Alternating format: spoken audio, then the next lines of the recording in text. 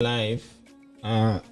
So let's see if we get the Facebook link. Once we get the link to share, I'm gonna send that to you. But feel free, freestyle. Like Isaac was saying, this is a space, man. Assume that we're in one big building, and we can just be talking or chatting, if that's the word for it. Yeah, I got the link. So if you check on Facebook, you'll get the link. We're now live. Okay. Yeah. So hi everyone. So important that we share the link. Yeah. Or do we just go like it? Otto, I think, Brian, I think it's important we take time to share the link so that people can efficiently follow us. So let's take, 1 minute each of us and just share it on our Facebook and also on the group chat. Right, guys? Yep, that works. And we can also do sound checks. Like if you have so are you saying we have to leave now? We have to leave? No, you don't have to leave. No. It's fine. You can share on your social media with your social graph, so folks can also listen live. So if you can multitask, that's fine. Just share on your Twitter, your Facebook, and stuff like that. And Otto, is that you that have posted? You have posted? I'm asking you, Otto, have you posted? No, I'm just getting the link now.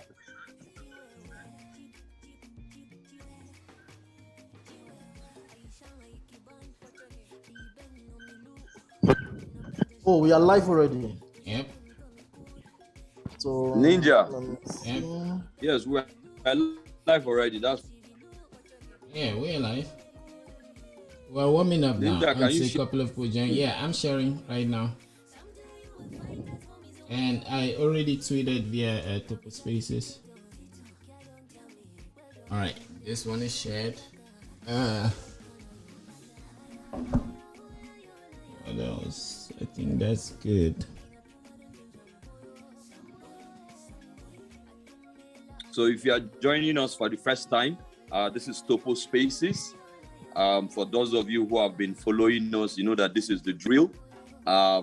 It's about sharing of ideas.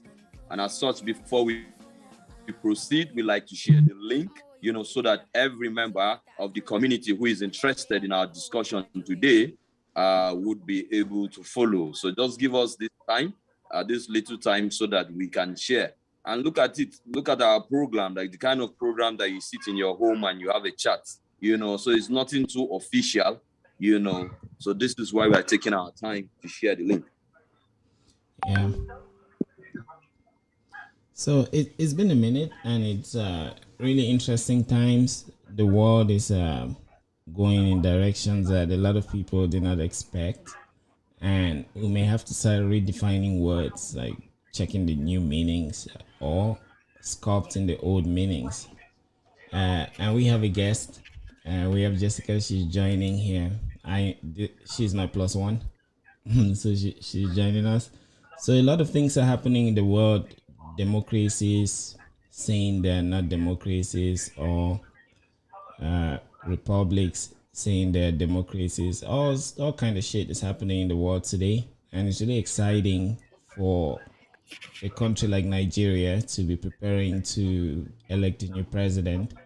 And to me, it's an honor to see that process like evolve in real time. And today we'll be chatting with one of the groups that is they have seen some candidate that they think can bring change, and those that are interested or not interested in politics, that politicians are kind of tricky. So I'm curious to see how this goes, and that's why I'm here today. Paul, what's funny? Okay. Yeah, you got me that politicians are tricky. Yeah, they're the new magicians. Yeah, sometimes I wonder why I'm like, could they just not achieve their goals without being trickish? Like, could they not just do their jobs without politicking? Of course, they are politicians, but why is it that they don't have a good name. Like, why is it that when most of the times uh, it's when you hear the word politician, you feel you have a bad connotation to it, as opposed to other careers like when you hear chemical engineer, you don't feel bad, you know. Or when you hear, okay, if you when you hear a network marketer, you know, you can you can start running. Like Yeah. you can start running. Yeah, oh, when you hear that, let's say a preacher from another church is coming to knock at your door, you know, start feeling like, oh, I wish I had a way to close my gate remotely so that this does not come. Yeah, we feel worse when we hear of the word politician. Yeah, it's not a good thing. It means politician is like Jehovah Witness or what? Like, what are you saying? Like there was the feeling that you Can I, get I when you hear a politicians around you. Like the most positive feeling you can get is, what can I get from you? Yeah, right. Because you every other feeling that you have is, this guy is a thief, this guy is here for his own interest, not my interest. You know, there are all these feelings about politicians, and I just wish that politicians could handle their job in such a way that when you hear that there is a chemical engineer around you, or there's a programmer around you, you feel more confident that, oh, something is about to get better, not something about to get worse. Yeah, interesting. And I think oh yeah, sorry, Jessica, go no. on. Go ahead. Sorry. I was gonna ask you to start video if you don't mind. So Oh, I'm Isaac. actually.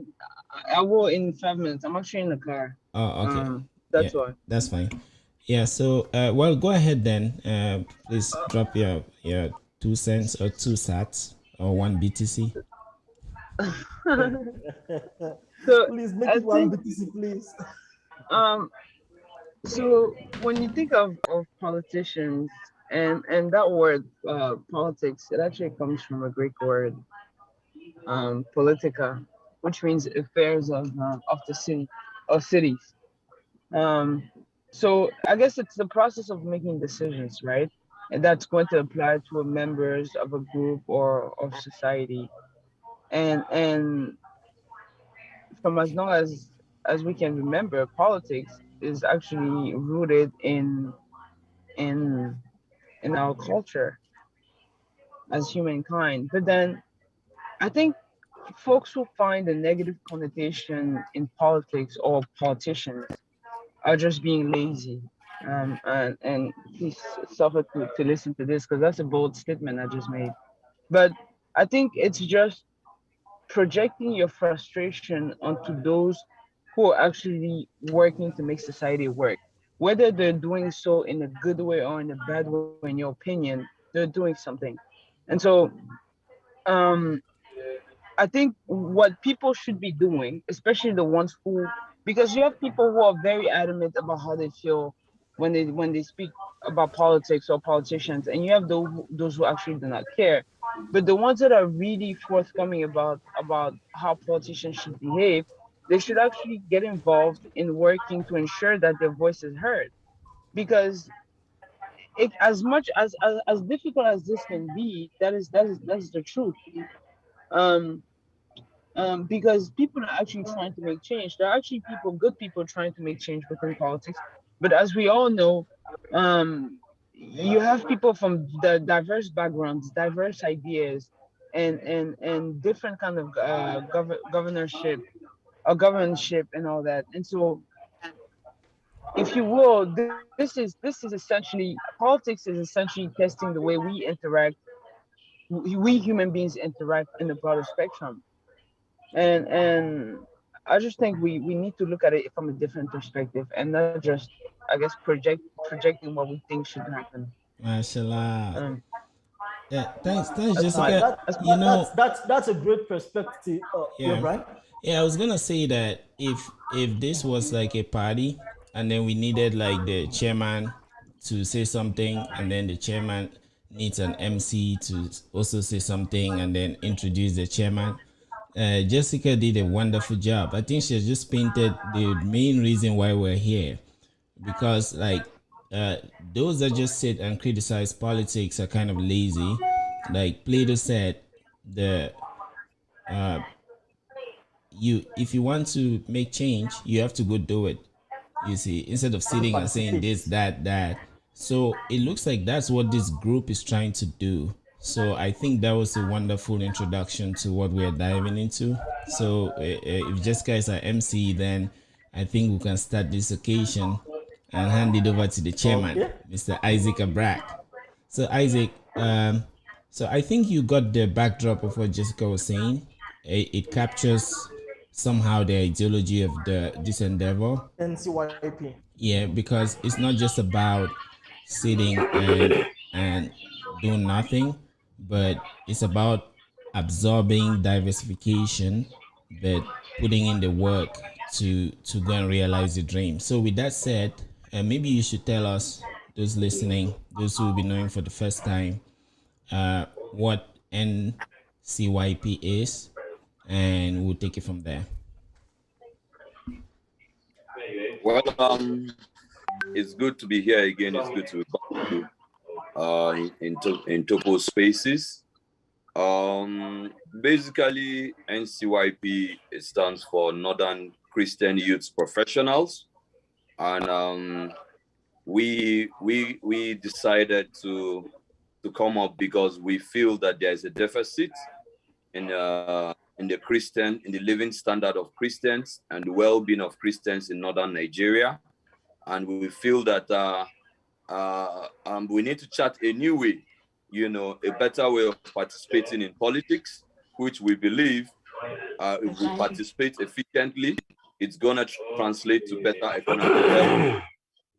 As all of us know, the Christians in northern Nigeria, we are the ones that we are the ones that are most well educated. We speak the biggest English, but yet there is no money in the pocket. We speak the biggest English, the biggest grammar, but yet there are no jobs. We have the most efficient, the most qualified certificates, but yet our youths are sitting at home and unemployed. So how can we change this? We believe that we can change this, basically, by participating effectively, in politics, in a new way, in a new manner. Let our Christianity, let it be a light, that shall lead the path for us. Let our Christianity not be a back pedal, but a front pedal, that shall lead the way, in the politics of not just northern Nigeria, but Nigeria as a whole. So this is amongst many reasons, but this is the core reasons why we're here, for the betterment of northern Christians in Nigeria. Okay, thank you. Thank you. I'm seeing Ilya, I cannot see you. Jessica, okay, you said you are in the car. Brian, I can't see you. Why is everyone's video off? Well, I think that'll be technical problem, but I can see you. Okay. I can't see them. And it's like their audios are all muted. Okay. Ilya, your audio is muted. Okay. Anyways, let's go ahead with the conversation. Let's go ahead with the conversation. Great. Oh, Mr. Chairman Isaac Abrak, you already told us what NCYP is. By my wall here, I can see the vision and the mission of NCYP. I'm unable to show the rest of the world, but I will just read: to improve the socio-political status of Christianity and the socio-economic status of Christians in northern Nigeria. That's the vision. The mission: to actively involve northern Christians in Nigeria's politics. And two, to implement a new pathway for the participation of Christians in Nigeria's big words.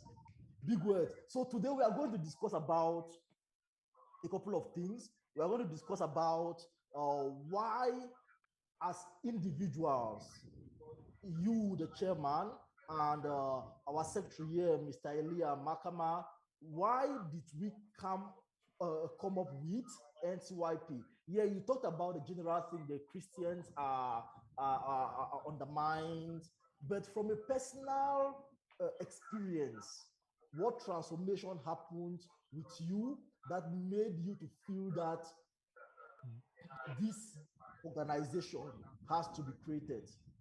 What was it that made you to say, okay, right now we have to do this? Especially because there are many other institutions that have similar goals. There is Northern Christian Youth. There are also Northern Christian Professionals. There are other organizations like this. But what was that urgent reason that came up that made you, that inspired you to want to push ahead in this mission?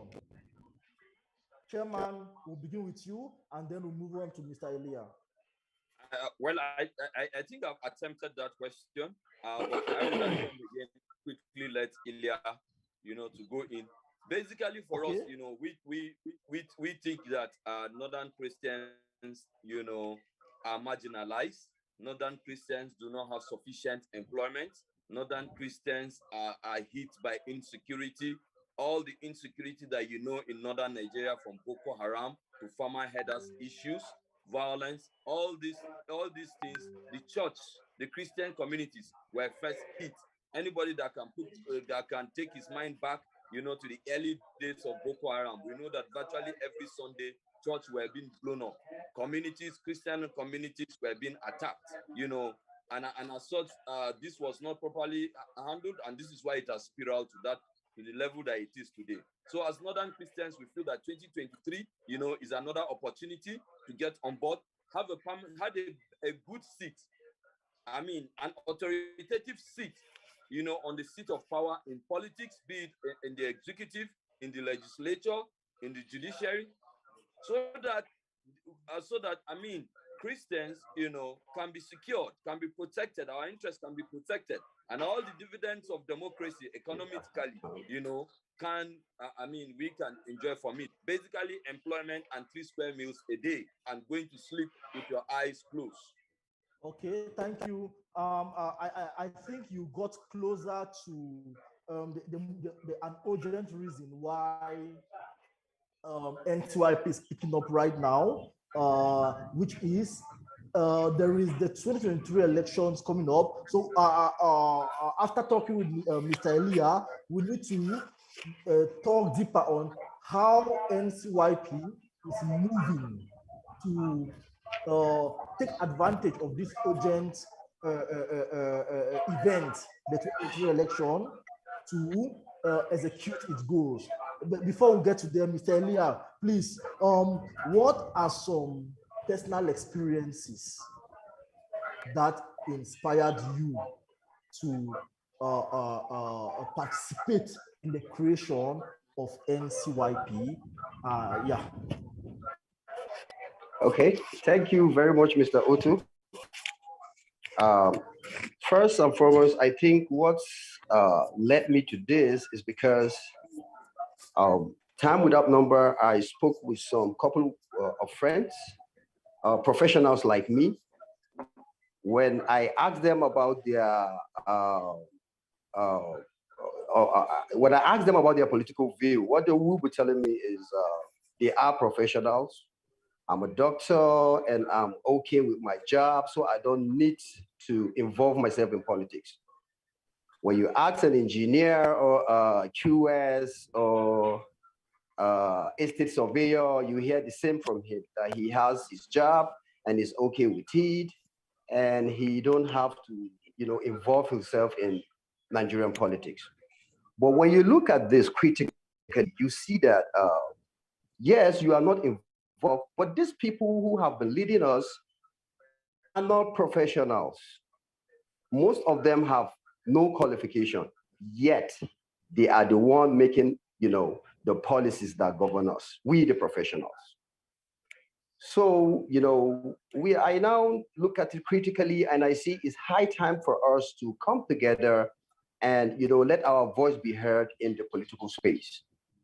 And I think that was why I talked to, a couple of friends around, and we see how we, come about the Northern Christian Youth Professionals. Because these policies that these guys are making every now and then affect us, either directly or indirectly. I think is some of these policies that brought about the insecurity in northern Nigeria, the unemployment,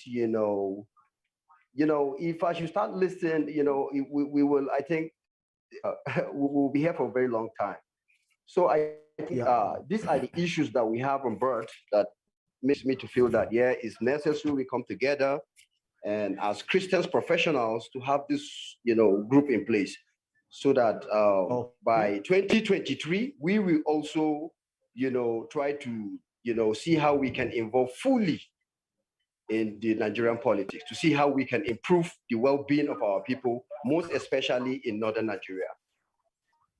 Okay, that's great. Now, following up with this, why the approach of political participation as a group? I mean, like you could jump into your rural, your local area government or your neighborhood, and participate as a professional, as a Christian. Why did you choose this approach of getting Christian youth together in order to tackle a political goal? Why not handle your political? I mean, like the way you have presented politics here versus how your fellow professionals handle it is they are seeing like an opportunity while you are seeing like a duty, right? Why are you facing this duty more as a group? Why did you choose to bring a group together? And why did you choose the Christian or the professionals or this combination together as opposed to pushing in as an individual, participating in the local, in your community? Why this approach? Well, as for me, I feel, this politics is a game of number. So yes. If they said 2, 3 good heads are up to the one. Of course. So coming as a group, I think it will be more beneficial than for us to be coming as individuals, And as Northern Christian, just as Mr. Chairman has said earlier, we have been, in a situation whereby our voice is very little in the political space of Nigeria. Is it in terms of appointment?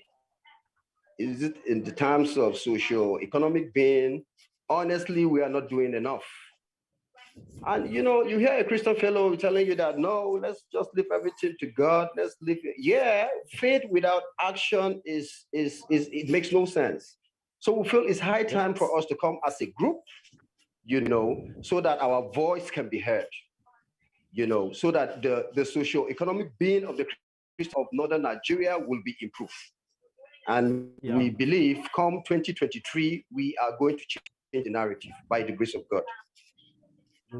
So when you say Northern Christian professionals, I want to believe that you are inviting all the Northern Christians youth to come behind this banner and push for our political emancipation, it as a way to fight for our economic and social emancipation.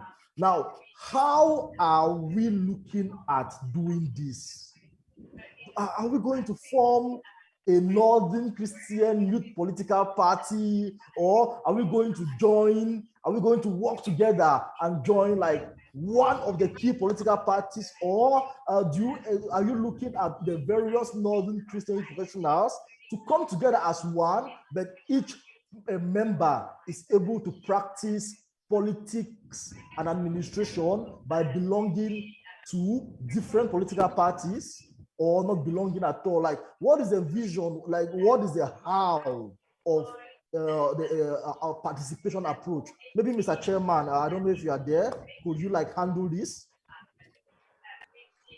Yes, Otto, there is no need for us to be speaking long grammar here. This thing is very simple.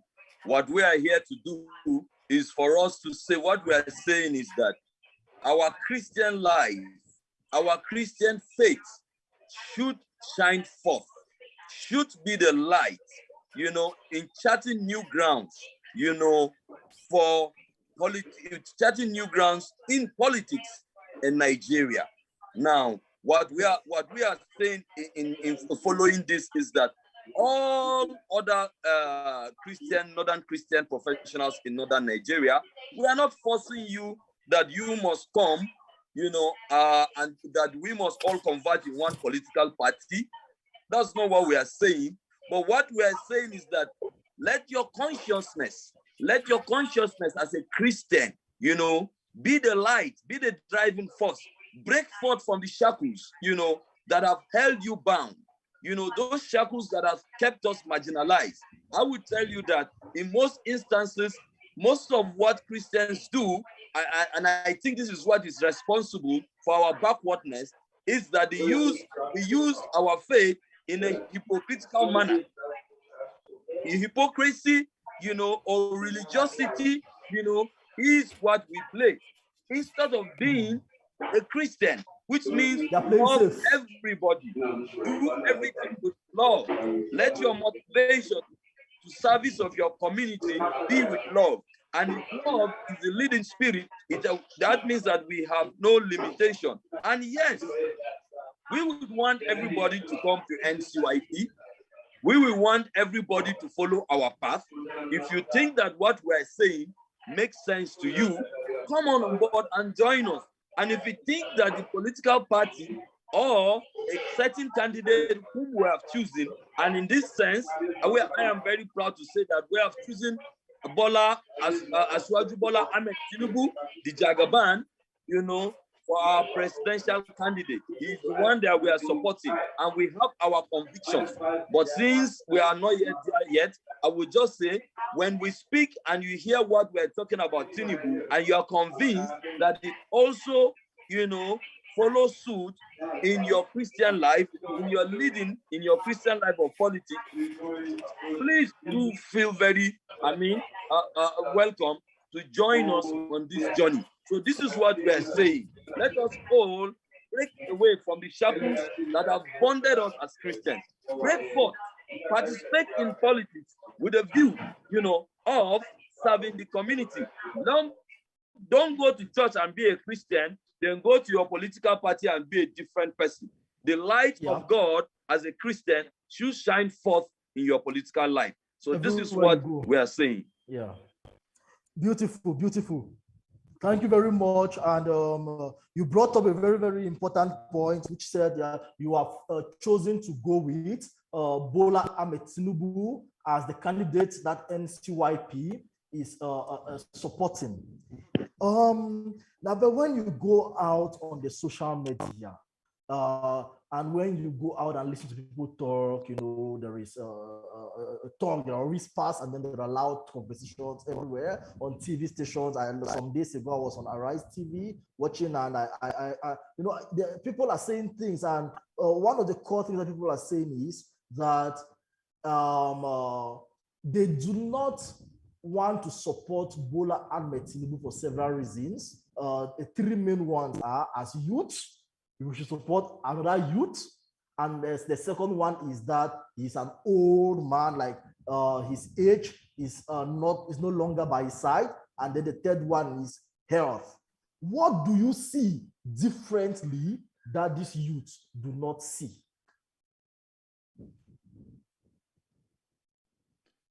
I think Mr. Secretary should take that. Your mic is muted. Okay. Can you hear me now? Hello. Yeah. I can get you, yes. Okay. Thank you, Mr. Chairman. I think, we at the Northern Christian Youth Professionals go with Asiwaju Ahmed Tinubu, because we feel he is an extremely competent and capable to lead Nigeria to a greater height. He is an excellent and experienced public administrator. By the grace of God, come 2023 is about putting the square peg in the square hole. We don't want to gamble.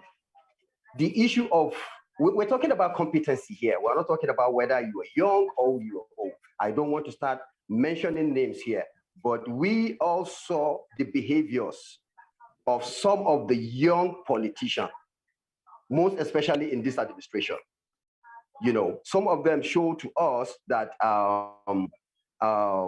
governance is not about age, because we saw how many of them are just, you know, I don't want to start calling up names here.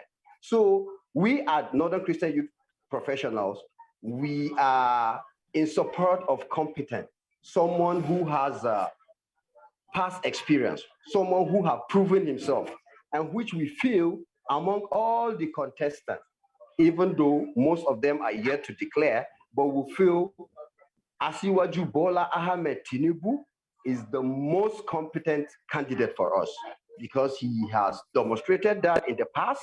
We saw what happened, in fact, not even in politics, when he was in the private sector, working with multinational companies, we saw his performance. You know, his track records are there for ones to follow, in case if you want to know. And even when he was the governor of Lagos State, we saw what he did there. He performed extremely well. So that is why we are here as a group, Northern Christian Youth Professional, to say our support is for His Excellency Bola Ahmed Tinubu. And we're doing that based on his past record. We saw how other states in Nigeria are copying what he did in Lagos. So this is the kind of leader we need. With the dwindling resources we're having now, the issues of dwindling resources we're having now in Nigeria, we don't just need a leader that we say is because he has majority followers or he have this or that. No, we need an experienced person. And we know that His Excellency Asiwaju Bola Ahmed Tinubu is that kind of person. Let me give you an example. You see, in 1999, when he was the executive governor of Lagos State, we saw what happened when he had the issue with the Obasanjo administration there at the federal. His allocation was blocked. You know, we all know how Nigerian politicians behave. If it's not for Asiwaju Bola Ahmed Tinubu, others who might have used this opportunity and say, allocation is no longer coming, so I don't have anything to do.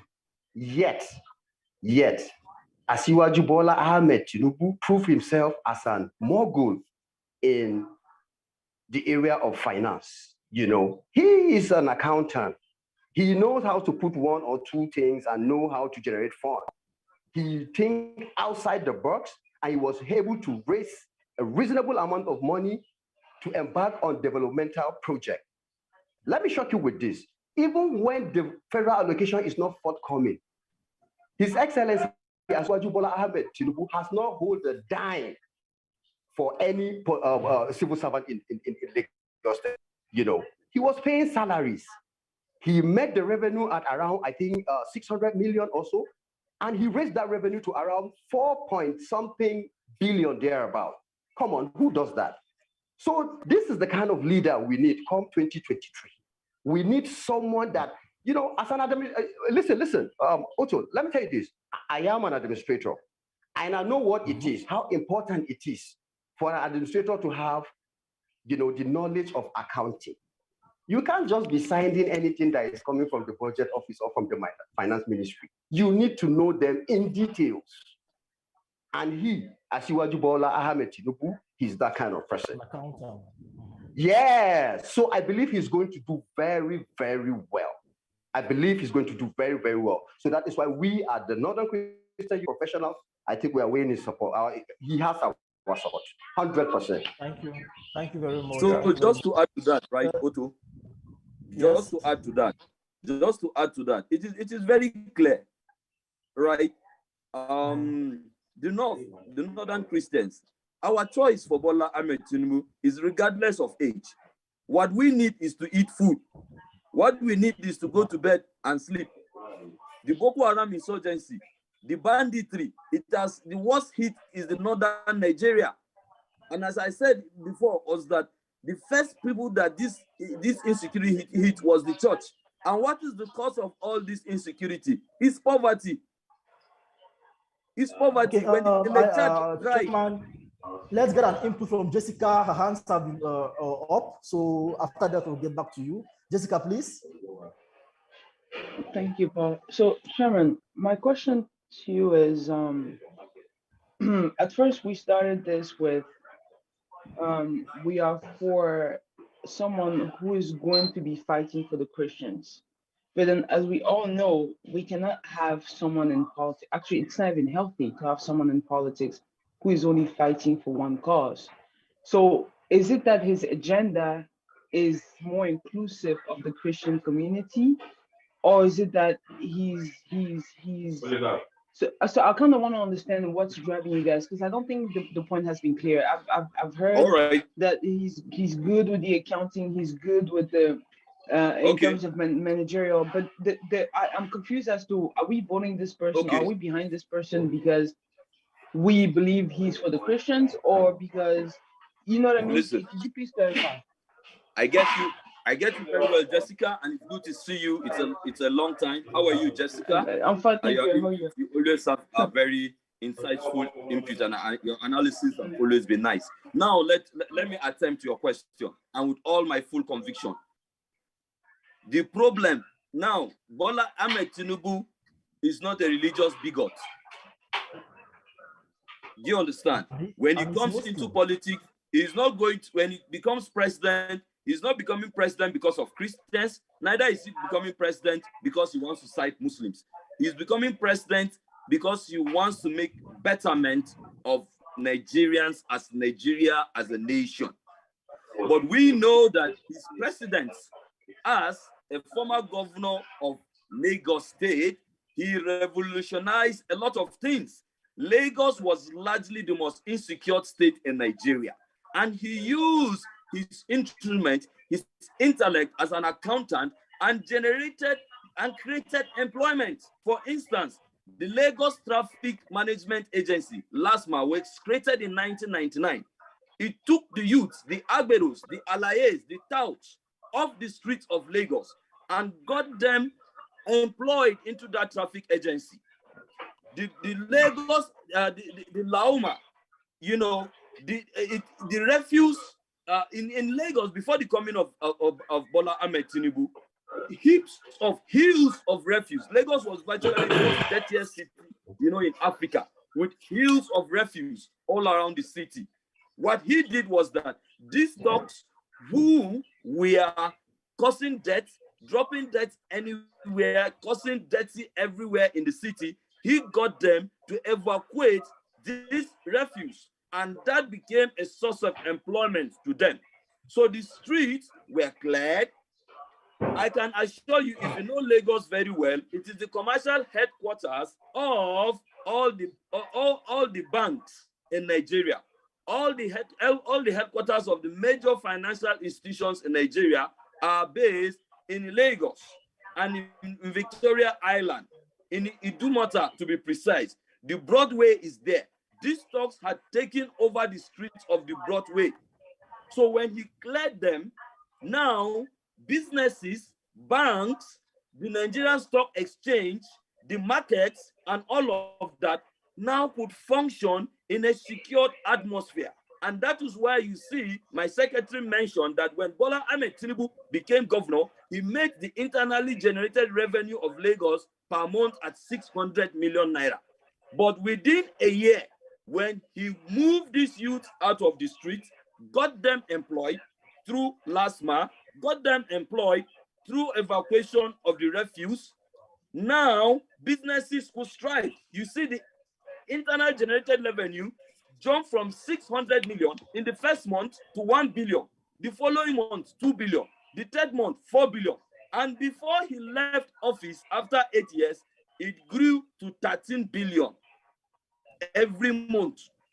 So now we believe that if he becomes president of Nigeria, if he creates this employment, this insecurity that is hitting us in northern Nigeria would naturally die. Because when people are gainfully employed, nobody will go around causing problem.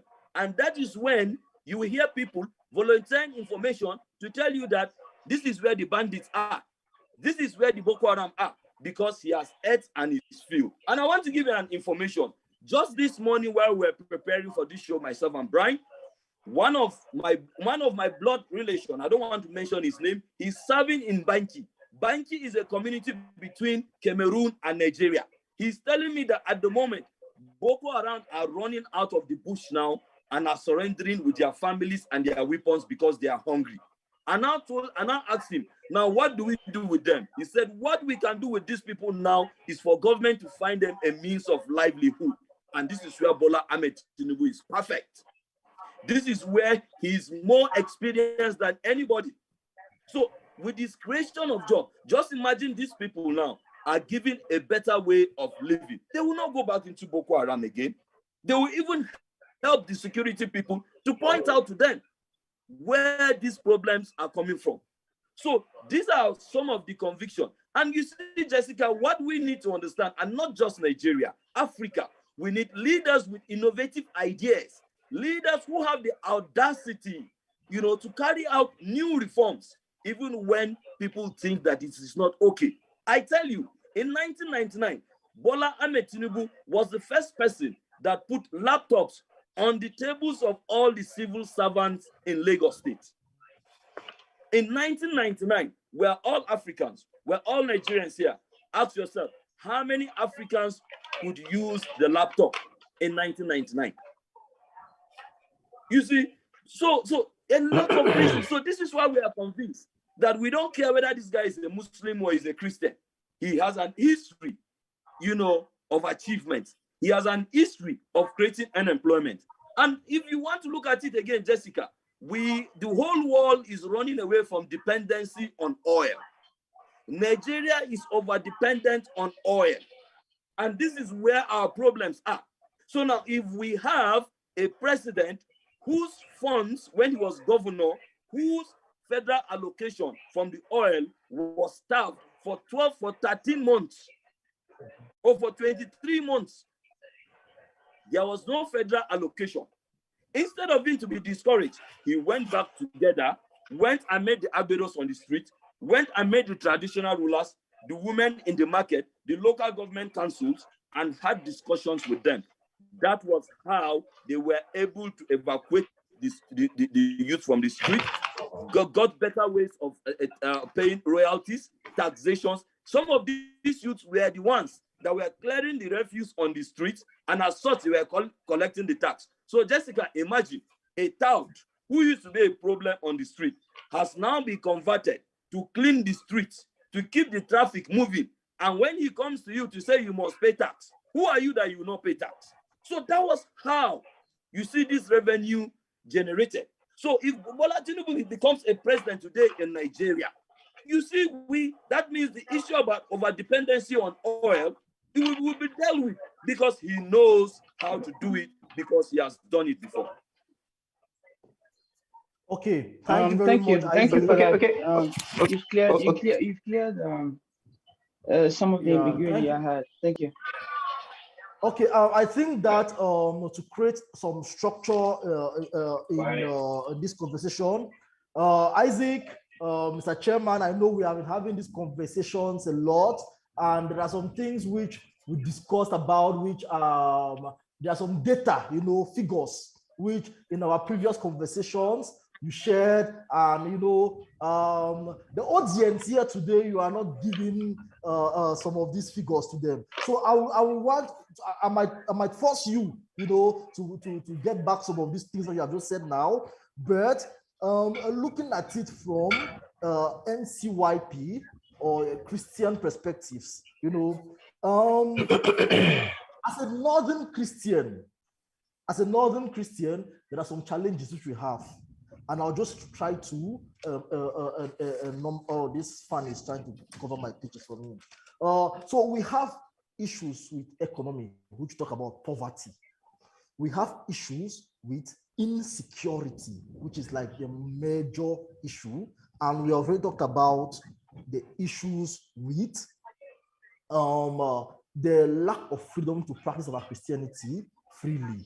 The North is Muslim dominated, and the crisis very easily attack Christian churches and communities, and people lack that freedom to practice their Christianity. Now, you have talked about how Bola Ahmed Tinubu solved the economic problems in Lagos, but the economic problem in Nigeria as a whole is a lot bigger. The scale is bigger, and situating Nigeria in the global economy right now makes it even more, what word do I use? It's not really clear how a solution can come out, because it's not like Nigeria is in a bad state where the rest of the world is in a better state and they can just pull in some betterness into Nigeria. The world is down, not just Nigeria. The global economy is down right now.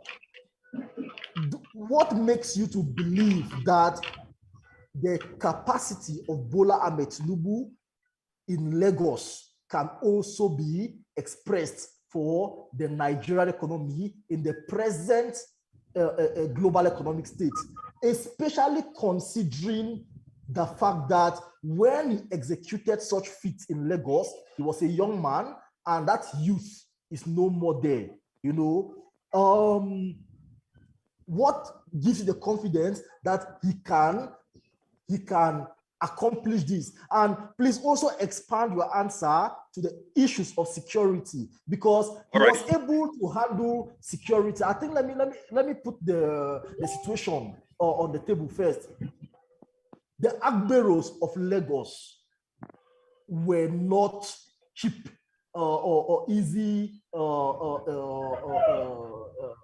talks.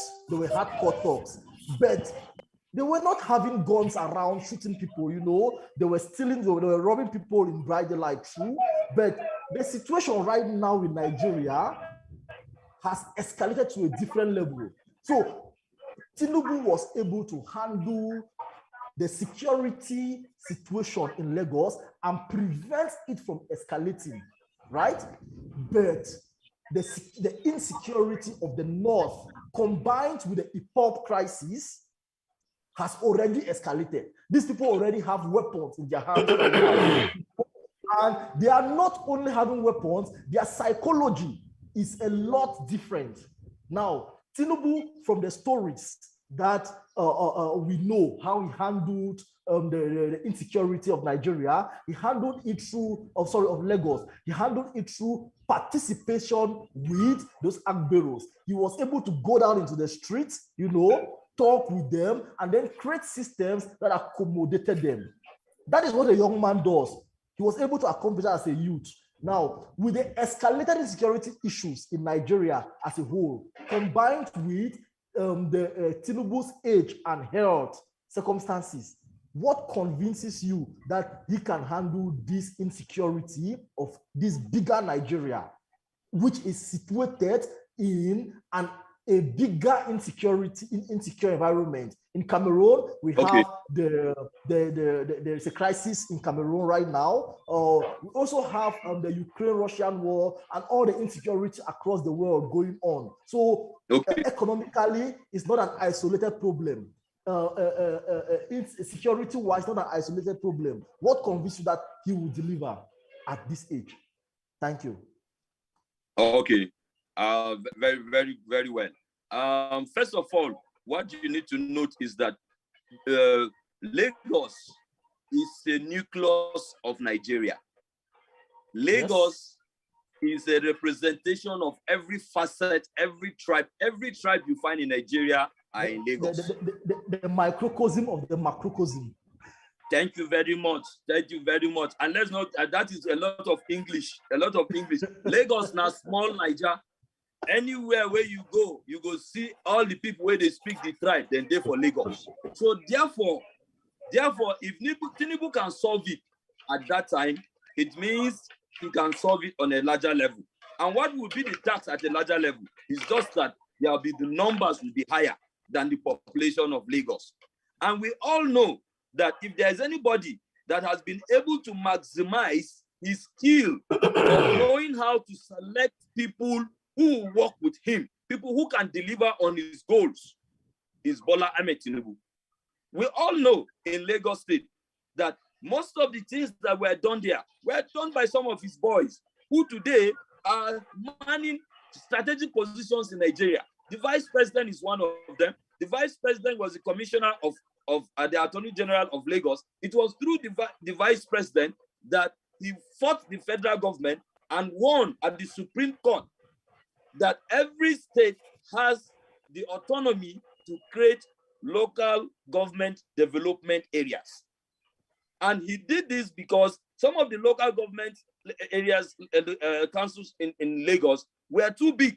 And as such, to administer them for good governance to get to the very man at the grassroots, you need to break it into smaller units. But the government said no, and he went to court and he won. So anywhere that you see a local government development area in Nigeria, it was Tinubu that got that thing rectified in the constitution, and now it is legal for anybody to do that. And he did that through the current vice president. The minister of transportation, the minister of works today, Fashola, we all know his outstanding performance both in Lagos and what he's doing today. They are all around, even people of other tribes. Ben Akabuze of the budget office, an Igbo man, was a commissioner in his time. Today, what is he? He's performing very well. There are a lot of them. Adik Besola, the Minister of Interior, is his boy. He raised him. So this is a man that when he becomes president, becoming president, it is not a thing of carrying cement block. Brian, is not say you go come president, then you go to carry cement. It's not about carrying cement. It's about a mental, what do you have here? It's about having a team. And Brian, if you remember, anytime some of the best entrepreneurs have told us is your ability to assemble a team and sell your dream to them. Bola Tinubu is best in this. So when he becomes president, selecting a team to carry out, the manifesto or the agenda of his government is not going to be a problem because he has done it before. He has proven it in Lagos. You see. So then secondly, he talked about as you're going ahead, when you say his voice, I get trapped in between two concepts. Is this an aspect of delegation or godfatherism? This is Africa that we are talking about. Anybody that's senior you are his son. That's why I'm calling them his boys. People try to misconceptualize it with godfatherism. It is not about godfatherism. Everybody must have a mentor. If you want to be successful in life, you must have a mentor. I have understudied Bola Ahmed Tinubu when I was on the streets of Lagos in 1999 selling wristwatches in Jankara. I saw him. He's my mentor. So somebody can call me his boy. I'm proud to be his boy.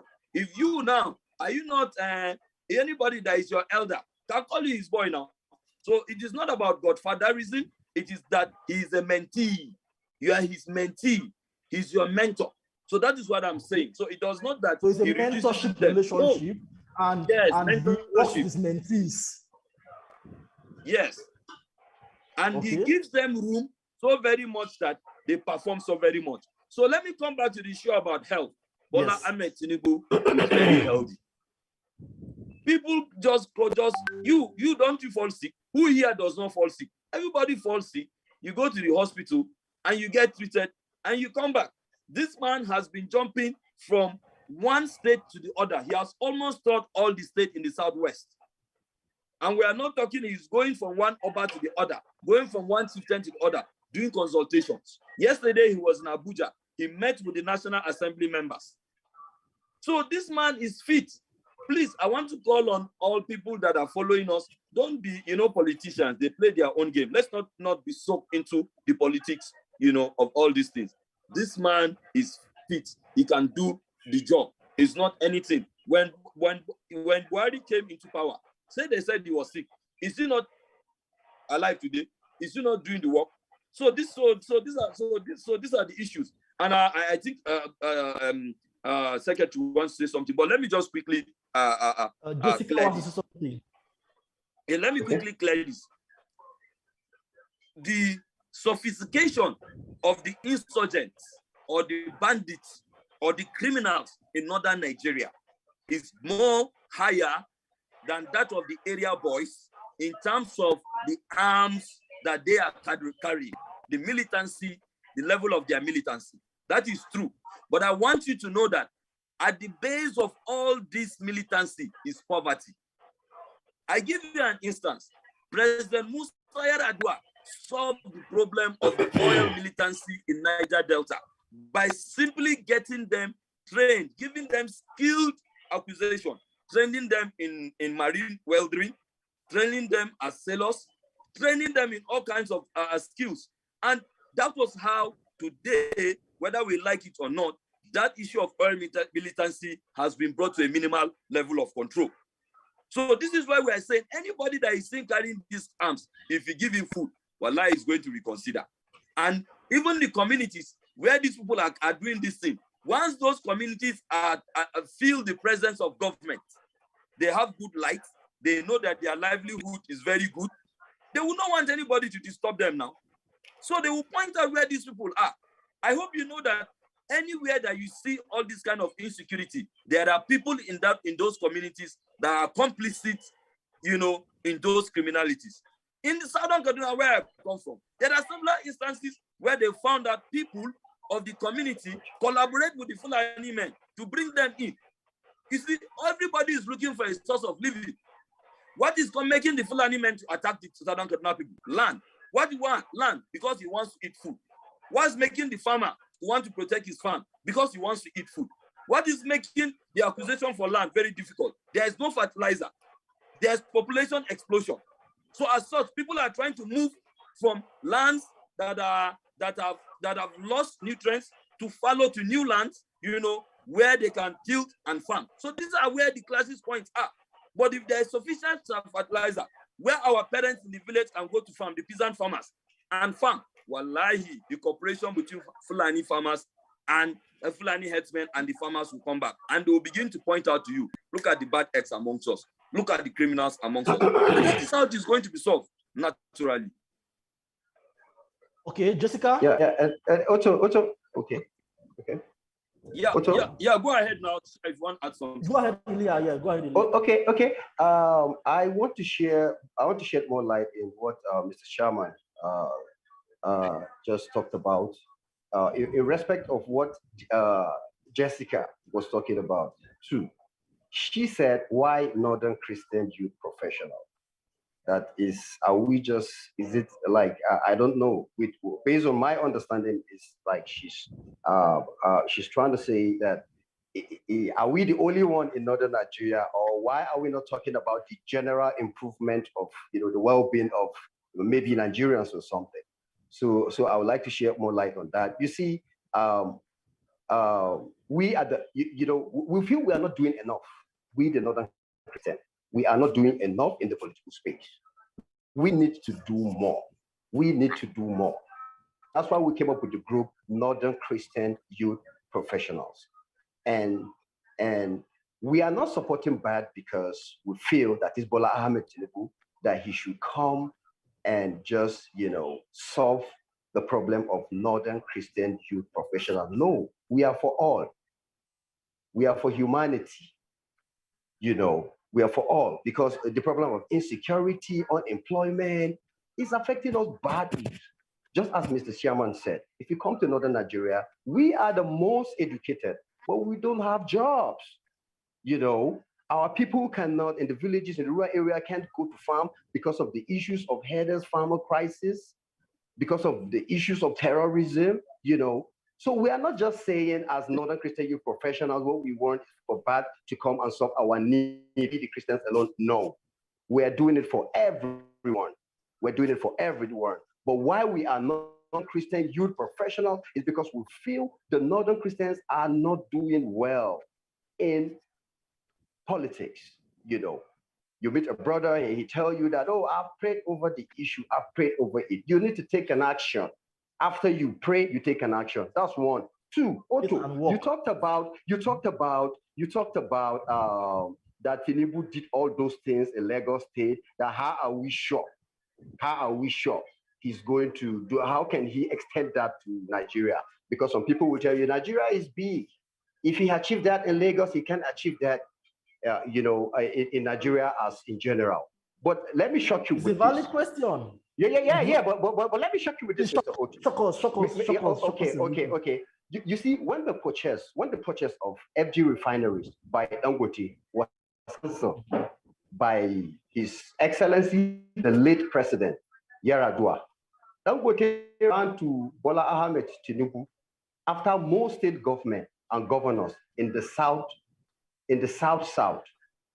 gave Dangote a cold shoulder.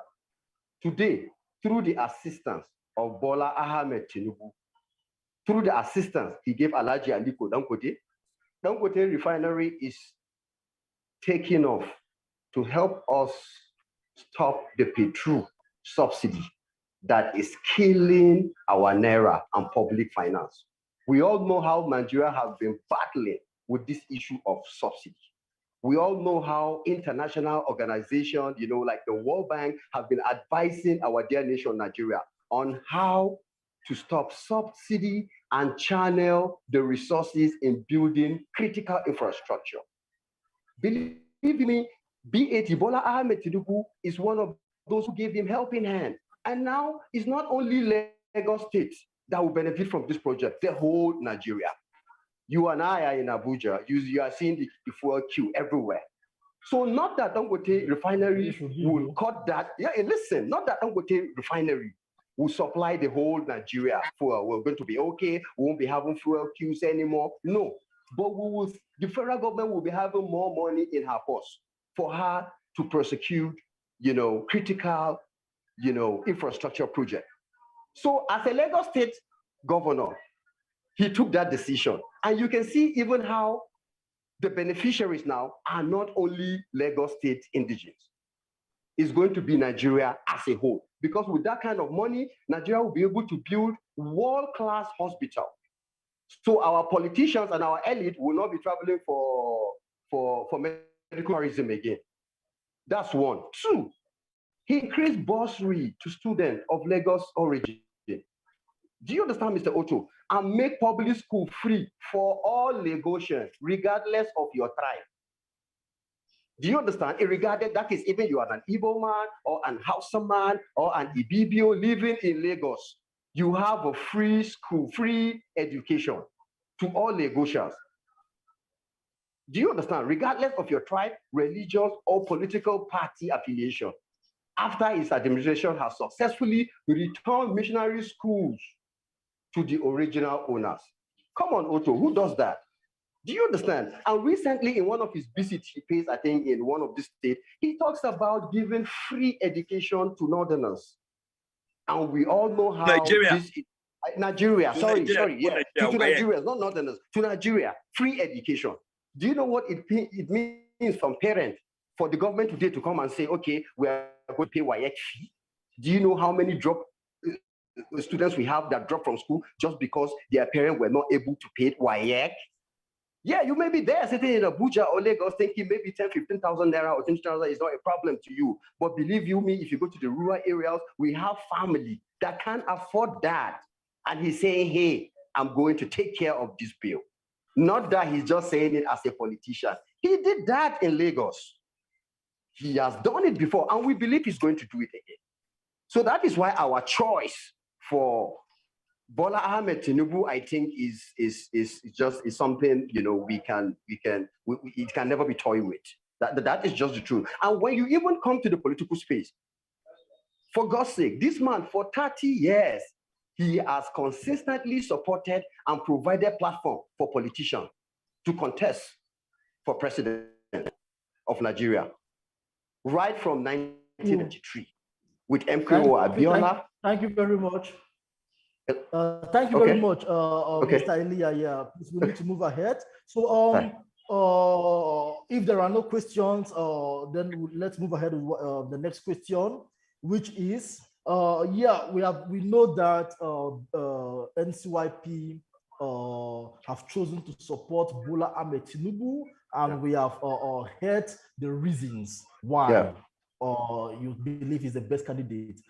How do you plan to do this? What are some of the exercises or activities that you are going to execute that you think will add something to push the ambitions or the candidacy of Bola Ahmed Tinubu towards success. How does NCYP plan to act towards Bola Ahmed Tinubu's successful campaign?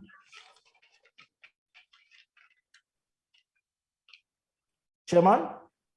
Oh, okay, I thought that question was to Ilya. First of all, I mean, it's very simple and it's critical. The first thing I want to say is that Nigerians, for NYCP, Bola Ahmed Tinubu is not the Messiah. He's not the only Messiah. He's not superhuman. I believe there are a lot of Nigerians that can do what Bola Ahmed Tinubu would do, that can even do more than what he would do. But what we are saying is that Bola Ahmed Tinubu is the best person for the job now because we have seen it. He has done it in Lagos. Also, people used to say, as in say, we don't see him for ground, he don't do him. That is one. Two, a lot of people, I'm sure if you go through the comments, you will see a lot of people, who are saying some of the concerns that you're saying, that Bola Ahmed Tinubu is old, Bola Ahmed Tinubu is corrupt, Bola Ahmed Tinubu is godfatherism, Mr. Chairman, please. Presently, we are looking at what will NCYP do. What are the activities that NCYP will carry out to support? We are praying. We are praying. First of all, as Christians, we have been admonished by our Lord Jesus Christ to pray without ceasing. So every Tuesday at 10 a.m., we have an online prayer here on Topo Spaces, where we pray, we sing to God, so that Almighty Father can grant us a peaceful Nigeria.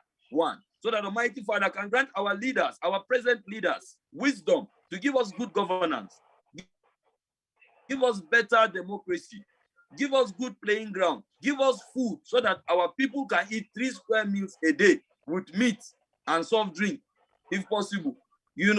We have also these conversations that we are doing here, and remember, these online prayers, also we have offline prayers. There are people in the various churches, in community level, that are joining us in these prayers. Very soon, you would be seeing it here on Facebook or on TV, where we will cover some of these activities. And most importantly for us, is for us to use this medium to communicate to people, to disperse the ill feelings, the misinformations about Bola Ahmed Tinubu, to say, no, don't dwell on the negative. Everybody has a negative in his life. Dwell on the positive, and his positivity overshadows his negativities. And I don't even know which one is his negativity. The only negativity that I can think about Bola Ahmed Tinubu is that he has been too successful. And as human beings, people who you walk along with, sometimes when everything you do, you become successful, there's a natural feeling of envy and jealousy. And that is why it's breeding all these misconceptions all around. As a Jankara boy who used to sell wristwatches in Lagos, I saw with my very eye.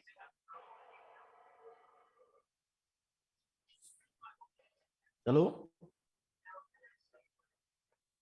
Guys that we used to sleep on. Sorry, I had a network failure. Okay. Okay. In the meantime, Brian, Jessica, if you have any questions, please ask so that we can. Okay. Ilya, please, can you go ahead and say what you think about? Yeah. Oh, okay. Jessica, go on. Oh, yeah, sorry. Yeah, so, Jessica, please go ahead. Jessica, please go ahead. Okay, Chairman and Mr. Secretary, this is my question. So, us in Sub-Saharan Africa, it's a very young population, and we tend to have leaders who are very old, and they tend to lose track with what us young people we need in our reality and innovation and whatnot. They tend to be very reluctant with wanting to innovate, especially when we talk about um, engineering, anything engineering. And so when we talk about um, future president Mr. Tinubu, and we relate what he has done in the past. I believe he was governor between 92 and 93. Correct me if I'm wrong. And that was about 30 years ago. And so he was much younger then for his time, right? And today he's 69, and we're very young still, and we need someone who can say, I don't fear away from making this decision, because I know, even though I don't understand it, but I know younger generation can relate to this decision making. So do you feel like he is providing such? Yes, absolutely, Jessica, absolutely. And I wish that you can put on your video so I see your face so we communicate. It's a long time that I've seen you, sis. It's a long time, you know. Sorry, Put on your face I'm now. Let battling. us I'm see in your different beautiful meetings. That's why. face. Let's see your beautiful face. So, Jessica, one thing that we want people to know is that Tinubu is a modern man, right? He's a modern man. I give you an example. You're talking about ICT. You're talking about engineering. First, I want Nigerians to know that Tinubu went to one of the best finance schools in the world, accounting schools in the world. That's the university, the Chicago University of Finance. I think Brian will tell us more about that. He has worked in Mobile, where he went and changed, reform, their accounting books. He has worked in Deloitte and Touche, the best accounting firm in the world. Yeah. So if you're talking about intellectualism, this guy has it. He's a hardworking person. He's a modern man. He's a modern man, for instance. In 1999, he came and put laptops on the table of civil servants in Lagos State. How many people, even us that were young like this, how many of us had access to laptop in 1999? How many offices had laptops in 1999? He did it. So what we are telling you is that this man is a young man at heart. He's a modern man in his heart. And when people talk about age, Jessica, you are living in the United States of America. How old is Joe Biden? Exactly. How old was Donald Trump? All of them, they senior him now. Bola Tinubu is only going to be 70, in this month. But that is not it is not an excuse. But what we are saying is that this man is a modern man in his heart. He always uses the youth. I can assure you, watch out for whom he's going to pick for his vice president. He's going to be a young person. Go to Lagos and go and see, okay, why do you think that this man used to pull up on the streets and sit down with the area boys on the streets? Yes, if you take 30 years out of his age, he'll be 30 something or about 40, then. But why does he pull down and stay under the bridge with all these unprivileged youths? It is because of his passion for the people. It is because he's young at heart, because he believes in young people. Go around Tinubu, even up to now, all the people that he's working with are all young people. So when he becomes president, everybody around him is going to be a young person, because that is what he did in Lagos State. And that is what he's going to do. So this has addressed our concern on age. Okay. Brian, did you have a question? Can you hear me? Okay. If you didn't, okay, let's continue. Yeah, so, I was asking that, can you hear me? Yeah, we can hear you. Yeah, so there is this old trick that politicians always do. And in modern times, we've seen that being in politics is almost getting a license to the money printer. Nigeria has a central bank. And so that gives politicians the power to print money. But in effect, they devalue the currency, right? Because money is a product. And when you produce more of it, it becomes common. It's no more scarce. one of the properties of money should be scarcity so that it holds its value. So, and the smell test for such a thing is when you hear politicians say education will be free. You see, how will he pay for it? Where would that money come from? So I looking at the background of the prospective president, he had said education will be free, and I remember asking Isaac, "There's no free thing. Where would that money come from? Will they print it and then devalue the economy and imprison our children and future generations?"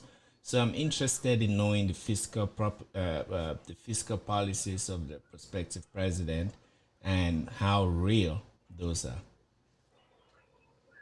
Okay, Brian. As you know, the elections is just starting. You know, his agenda, for Nigeria is yet to be out. Very soon, in a few months' time, the primary election is going to be held, and when he comes out as the card bearer, as the candidate for his party, definitely is going to come out, in his manifestos and also eventually in his agenda. But what I can tell you, readily available, and what is my conviction is that Tinubu is a wise man. Tinubu is not just a politician that wants to come, and corrupt the society. This is somebody that has a knack for humanity.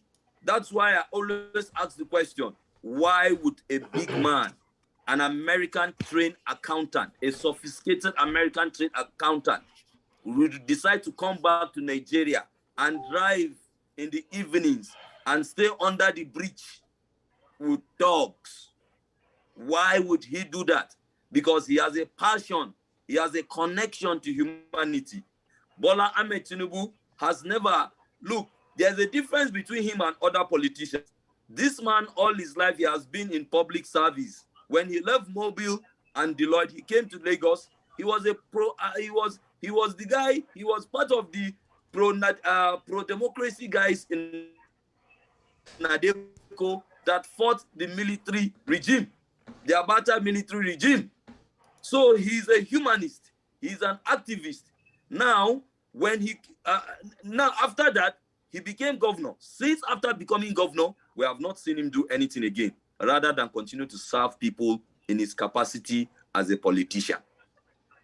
Right? And thirdly, you would say, where is he going to get the money from? This is somebody that went to Lagos. The IGR was at 600 million. How did the money jump from 600 million monthly to 12 billion or 13 billion? And Brian, do you know how much it is now today? Because he has long term, he had short term, he had medium terms, and he had long term. His long term plan is manifesting in Lagos now. Now, for every month, Lagos State generates 35.6 billion naira as internally generated revenue.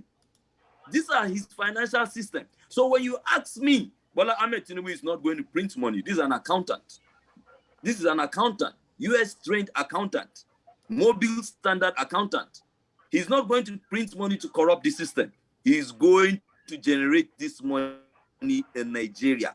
We have over 2.250 million people at the last census count in 2006 or when. We know that that amount has overbloated that. We know that Nigerians are intellectually driven. We know that we are gifted. We are not lazy people. We have oil, and as such, to generate funds, to generate human capital, to generate whatever you want to generate in Nigeria, we're already given. Remember, Nigeria does not only have oil. We have gold in Zamfara that is causing the crisis there. We have tantalite in places like Jos. We have agriculture. We have vast land in Nigeria for agriculture, which is our main strength. And nobody has tapped into that yet. I'm telling you, thinking like Bola Ahmed Tinubu, agriculture is going to be his mainstay.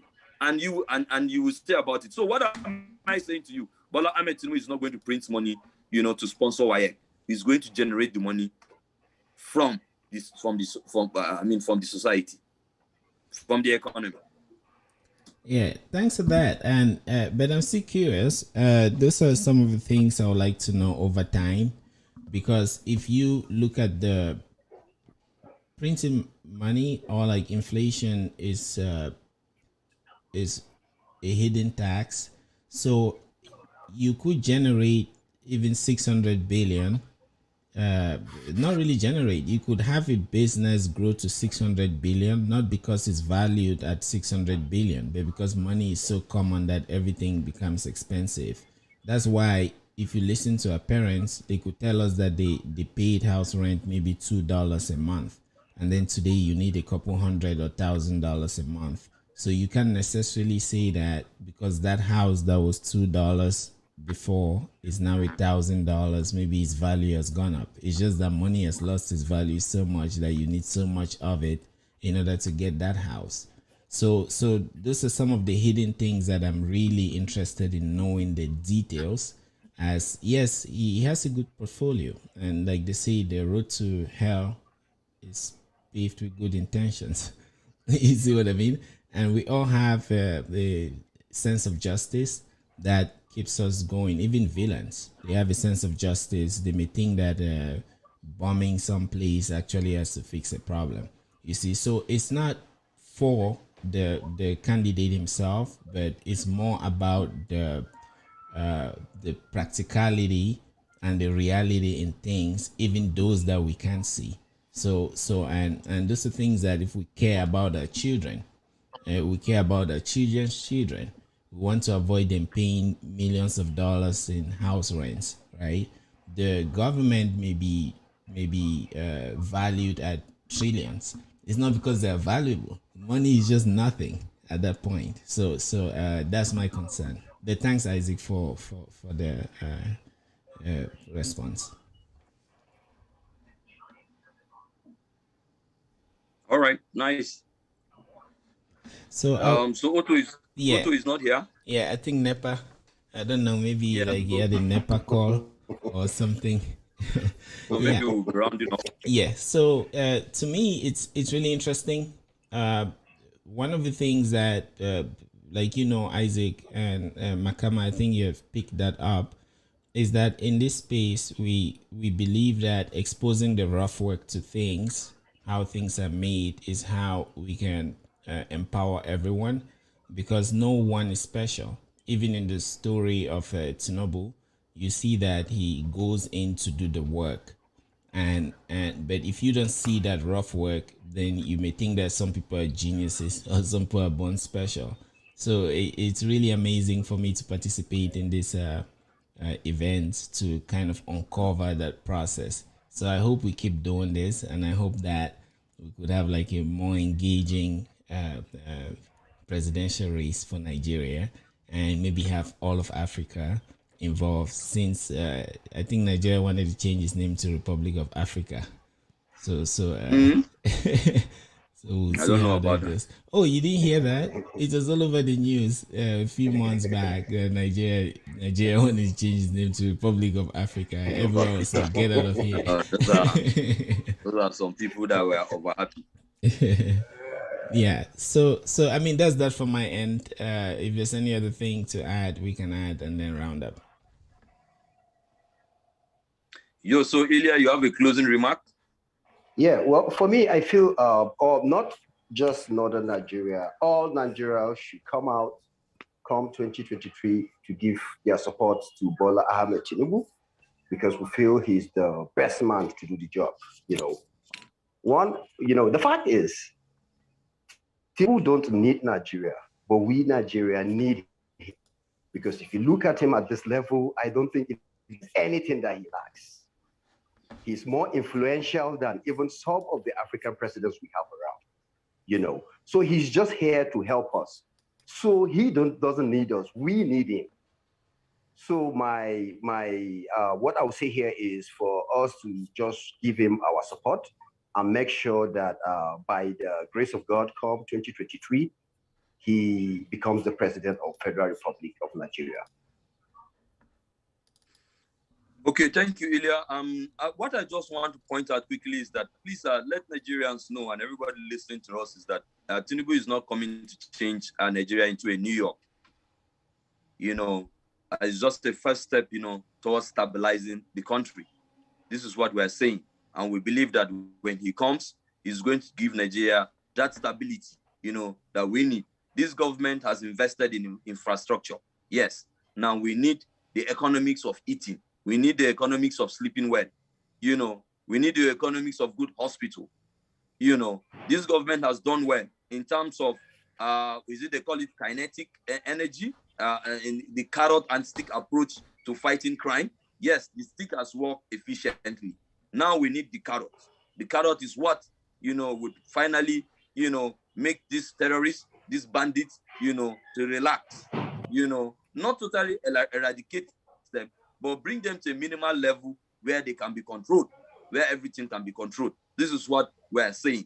And we believe that Tinubu can do it for us. And when Tinubu does that, then the young people can come in.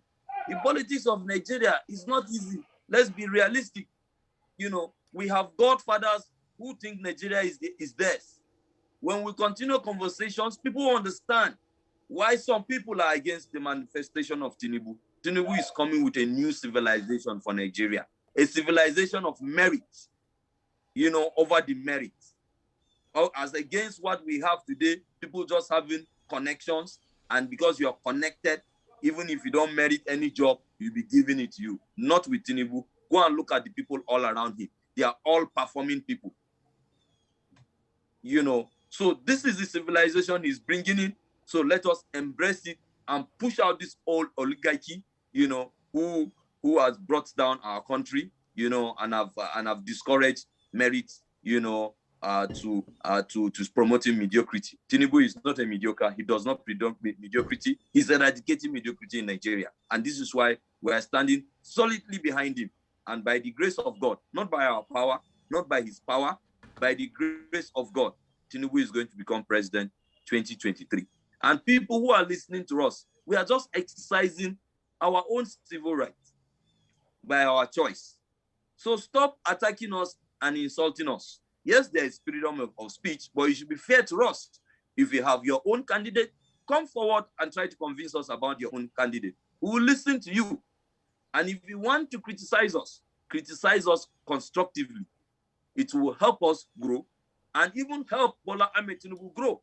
So those who want to criticize Bola Ahmed Tinubu, please, it is your responsibility to criticize him, so that if there are places that he has faltered or he's faltering or he's not doing very well, he will develop that sector, and that is how we are going to have a better Nigeria. So thank you very much, for this opportunity to share with you. We want to tell you that every Tuesday we have our online prayers at 10 o'clock, and every Thursday we have these conversations going. And if you want to participate, feel free to approach us and we will bring you right in here. Even if you have opposing ideas, come, let us put it down here and discuss about it. We are all trying to build a better society for Nigeria. That is all. Thank you very much. Mashallah. Well, thanks. As usual, I think I've had my dose of energy that I always get from Topo.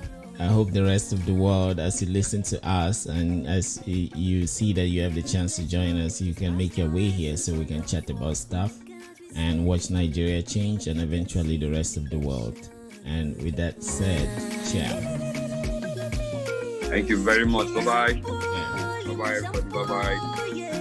Say hi to Jessica.